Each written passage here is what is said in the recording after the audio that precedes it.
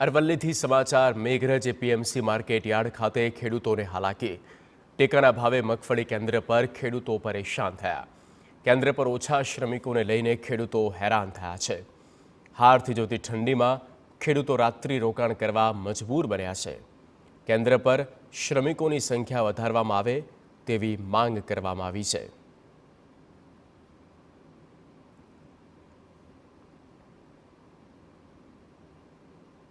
અછત હોવાને કારણે અમે ગયા દિવસે ગઈકાલે અહીંયા આવેલા હતા। જે રાત્રિ રોકાણ આજની હાડ થીજવતી ઠંડીમાં પણ રાત્રિ રોકાણ કરવું પડે છે અમને।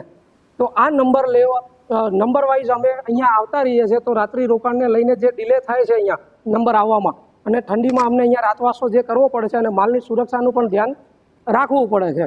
તો વિનંતી એ જ છે ઉપરોક્ત વ્યક્તિઓને કે ગમે તેમ કરીને લેબર વધારો યા તો મજૂરની સંખ્યા વધારો, તો આ રાત્રિ રોકાણ પણ ન કરવું પડે અને શાંતિથી દિવસ દરમિયાનના કામમાં બધું